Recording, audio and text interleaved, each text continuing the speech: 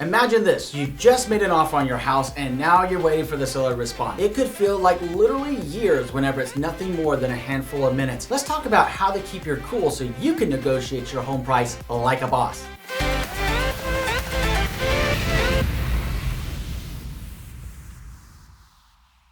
My name is Andrew Finney and my passion is helping you make sense of real estate. If you need help finding a top agent where you live, or if you simply want to drop me a line to say hello, my contact info is below. If you're new here, please go ahead and subscribe to this channel now and like this video. Thank you. All right, my friend, let's take a closer look at how to negotiate your home price like a boss. I get it. When you make that offer, you're just biting your nails, chomping at the bit, wanting a response of some kind from the seller. But what's that response going to look like? Are they going to accept your offer? Are they going to reject your offer? Or more than likely, are they going to counter your offer? More often than not, sellers will actually counter your offer depending on what you were offering to begin with. So what that means is that real estate transactions are very rarely a one and done deal depending on your offer. If you're looking to get the best terms and you're looking to get the best price that's out there, so let's take a closer look at the 6 things that are often included in a counter offer. The first one is the purchase price. The second are the deposit amount details. The third are important milestones and timeframes within the contract itself. The fourth thing are the contingency timeframes. The fifth thing are special concessions you're asking the seller to make. Maybe you're asking them to give you a home warranty. Maybe you're asking them to leave the washer and dryer when they plan to take it with them. Or perhaps they had a really wonderful fridge that you wanted. Those kind that let you know when it's time to go to the store, or they automatically order your groceries and before you know it, you have somebody from the grocery store giving you all the food items that you wanted. Think of special terms and concessions along these lines. It'll really help you out. The sixth thing are payment of fees, and if you're asking for any other seller concessions like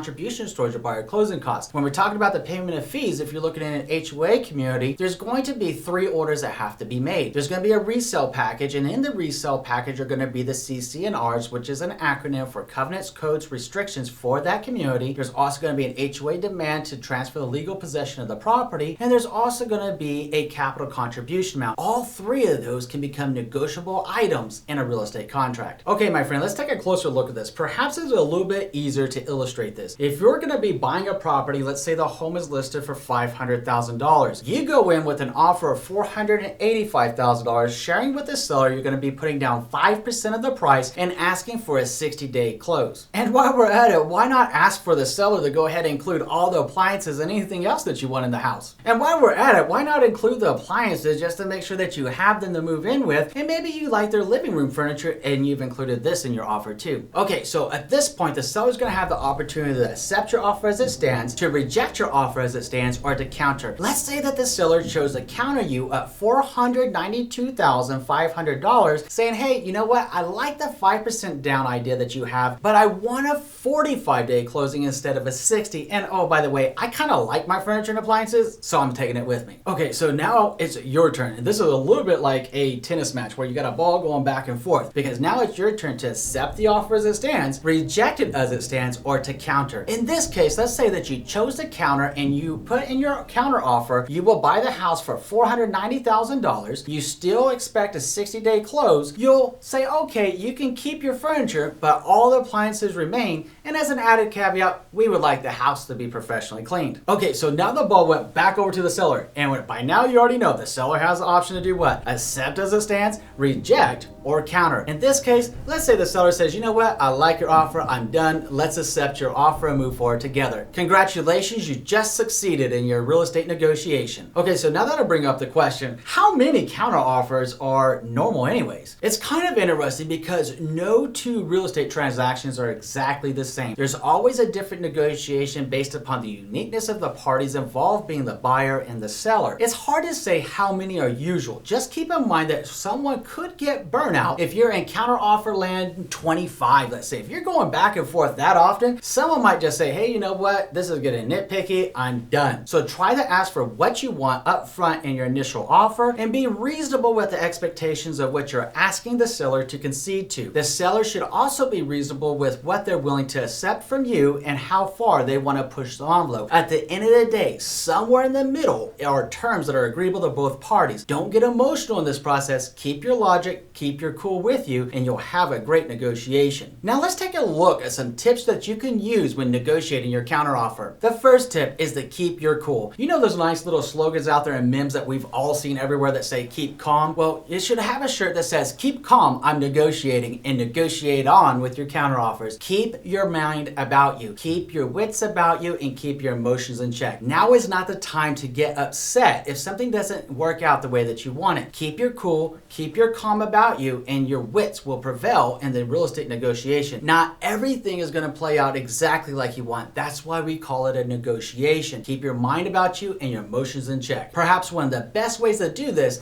is to simply be clear on what's most important to you, revisit the reasons why you're buying your new home, and figure out what those non-negotiables are for both you and the seller. If the seller puts up a fence and you're getting the idea that something's non-negotiable, don't press that fence. Move off of that onto something else, or simply accept the offer if it's acceptable to you. A good for instance of this is if you're in a strong seller's market and the seller's price is $500,000, you offer them that $485,000, they counter back at you at full list price. That's because they're confident they can get that price whether it's with you or someone else. Now when the market stabilizes, that's where a lot of ground is going to have to be made, and counter offers is going to become more of the rule of the day, with going back and forth to find that middle ground. Or the longer the house is on the market, the seller by necessity will have to become more negotiable if they truly want to sell the home. And of course, when you go into a buyer's market, generally the terms favor the buyer more so than the sellers. The best way to know the answer to each of these questions and how to proceed in your negotiation strategy is to have a great conversation with your trusted real estate advisor. The second tip is to read between the lines. When we're talking about reading between the lines, what information can we glean from the listing agent and the seller throughout these negotiations? Are they in a hard-pressed position where they have too high of a mortgage and they got to get out from underneath it? If so, they might be willing to take a little bit of less of a price just to get out from underneath that mortgage. At the same time, depending on how tight they are, they might also be in a position out of desperation where they have to get a certain price to be able to sell it, or it's going to go into short sale territory. It's important to establish as many facts about the negotiation as possible. Lean on your trusted real estate advisor's abilities and skill to get this information out of the listing agent or the seller if it can be had. Understand that not always is it possible to get all that information from either a listing agent or a seller. And the easiest way to think about this is if you were on their side and in their shoes, how much would you let go if you knew that money was on the line and you needed it? One of the best ways to read between the lines is to look at what the average days on market are for a house. Let's say that the average days on market in your area are 79 days. And with 79 days, let's say this home has been on the market for 100. Well, now that we have gone beyond the average days of market at 79 and they've been on the market 100, they must start becoming more negotiable. There is a price correction in their future if they truly want to sell that property, or there's an open mind to concessions, again, if they truly want to sell that property. Learn to read between the lines and talk to your trusted real estate advisor about the market conditions and the market trends. Knowing each of those will set you up for a very successful negotiation, and you'll be negotiating like a boss in no time. The third thing is to realize that time is of the essence. When we're talking about time is of the essence, every contract has a beginning date and a start date. Every counteroffer has a time that it was issued and a time it must be responded by. In a lot of cases, sellers will be asking for a 24-hour turn time, or you might be asking for a 24-hour turn time. Be aware that everybody has a life. All of us have a job, all of us have work to do, and we have things to do when we get home. So give the seller an opportunity to think through what you're offering them and think through a valid response. Trying to shorten the time frame to 12 hours, 6 hours, or 2 hours becomes unrealistic, especially if you know they're at work. Think about how much you would be flustered if you were at work and you had to make that big of a decision in that short amount of time. You'd probably toss your hands up in there and say, you know what, screw this, I'm out, you're being unreasonable. And what will happen is the negotiation will fall apart. Let's keep your negotiation together as you continue learning how to negotiate like a boss. Speaking of that, don't forget the deadlines. Make sure that you're responding in a timely manner. They should be responding in a timely manner, but make sure that you have a deadline in there. With that deadline, your offer will expire and become null and void if the seller has not responded by a certain date and time. The same thing will be true if the seller issues a counteroffer to you and you choose not to respond. The contract will become null and void, and it could be a chain reaction that reinitiates the entire negotiation strategy for that property if both parties just don't say, hey, you know what, I didn't like working with that buyer, and buyer's like, hey, I didn't like working with that seller. Did either of you get what you wanted?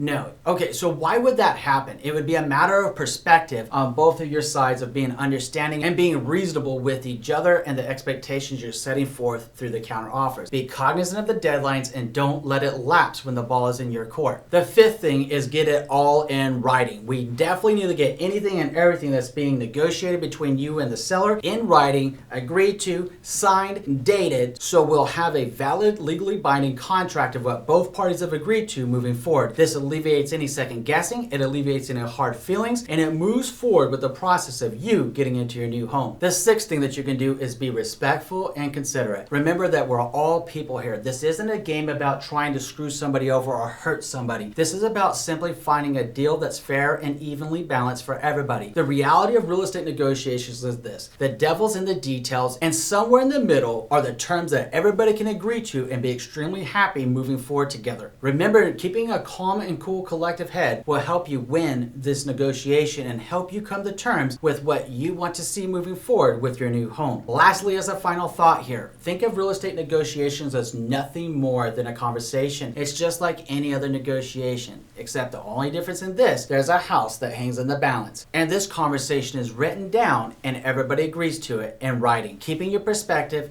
keeping true to yourself, and knowing the reasons why you're buying a house and reminding yourself to use it as a grounding technique through real estate negotiations will see you negotiating like a boss successfully. All right, my friends, so now that you have some insights into the art and skills required for the negotiation process, let's talk about the reality that a last-minute credit check is a real thing and 5 ways to spot a lemon house. Looking forward to our next conversation. We'll see you in a few.